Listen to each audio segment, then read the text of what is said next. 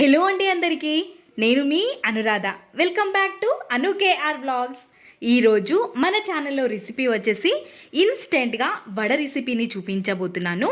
అప్పటికప్పుడే ప్రిపేర్ చేసుకునే వడ రెసిపీ చూడబోయే ముందు నా ఛానల్ని ఇంకా ఎవరైనా సబ్స్క్రైబ్ చేసుకొని వాళ్ళు ఉంటే సబ్స్క్రైబ్ చేసుకోండి.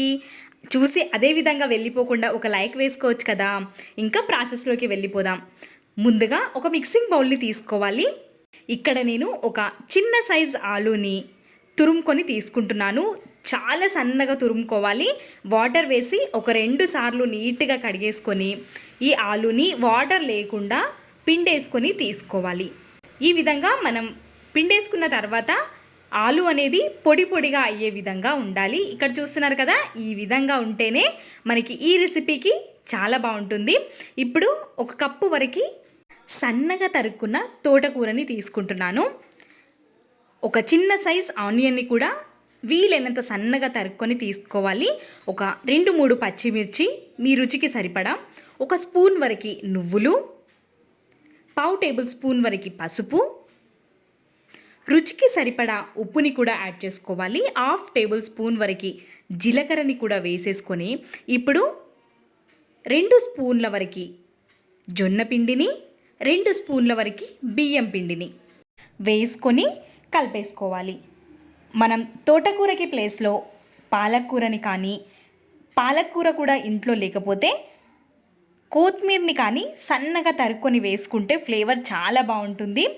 పిండిలోకి కొద్దిగా వాటర్ని వేస్తూ ఈ విధంగా ప్రెస్ చేస్తూ కలుపుకోవాలి.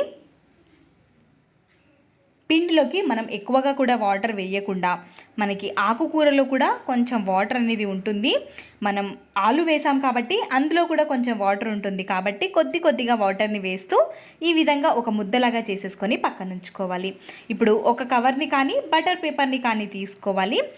కొంచెం ఆయిల్ని అప్లై చేసి హ్యాండ్స్కి కూడా కొంచెం ఆయిల్ని పెట్టేసుకొని ఒక చిన్న ముద్దని తీసుకొని చేతి పైన కూడా చేసుకోవచ్చు, కవర్ పైన కూడా చేయొచ్చు. ఈ విధంగా నెమ్మదిగా ప్రెస్ చేసుకొని మధ్యలో ఒక హోల్ పెట్టేసుకొని తీసుకోవాలి. చూసారా, ఇన్స్టెంట్ వడ చాలా స్పీడ్గా చేసేసుకోవచ్చు, ఎక్కువ టైం కూడా పట్టదు.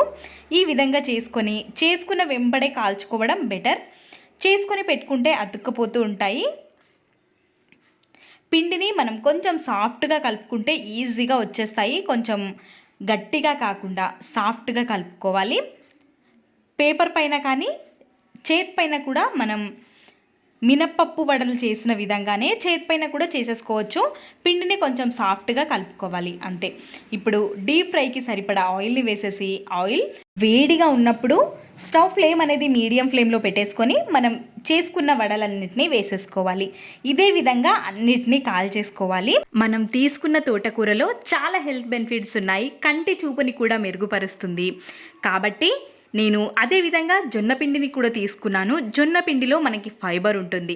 అన్నీ హెల్త్కి మంచిగా ఉన్నవే కాబట్టి తీసేసుకొని ఈ విధంగా చేసుకోవాలి. అన్నిటినీ వేసేసి నేను ఒకేసారి 4 వడలను అయితే కాల్చుకుంటున్నాను. ఇక్కడ అన్నిటినీ ఇదే విధంగా కాల్చేసుకోవాలి. మనకి ఇవి వేగినట్టుగా తెలీదు. వీటిపైన ఉన్న నురగ తగ్గిపోయినప్పుడు వేగిపోయిందని అర్థమవుతుంది. అన్నిటిని తీసేసుకొని ఒక ప్లేట్లోకి పెట్టేసుకొని ఏ చట్నీతో సర్వ్ చేసుకున్నా చాలా టేస్టీగా ఉంటాయి ఈ వడలు. ఒకటి విరిచి చూపిస్తాను, చూసేయండి. మనకి ఆలు, ఆనియన్స్, తోటకూర, మధ్యలో నువ్వులు కూడా తలుగుతూ చాలా రుచిగా ఉంటాయి. మీకు కూడా తప్పకుండా నచ్చుతుంది ఈ వీడియో. ట్రై చేయండి. ఒక లైక్ వేసుకోవచ్చు కదా. Thanks for watching.